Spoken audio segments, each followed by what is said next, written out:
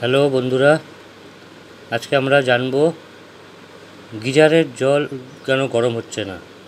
যদি গিজারের জল গরম না হয় তাহলে গিজারটাকে খুলতে হবে। খোলার পর গিজারের ভেতর এরকম একটা কয়েল থাকে, কয়েল বা হিটার। সেই হিটারটা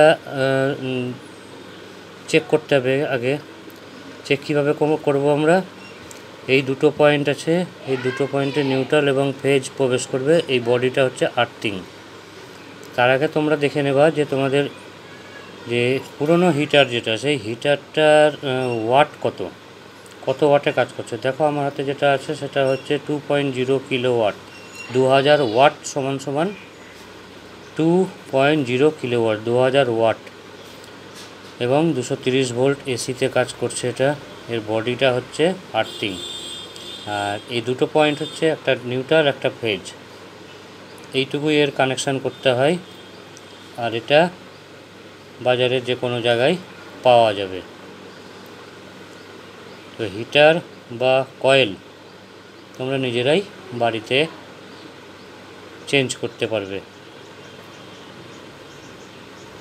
এই হচ্ছে হিটার।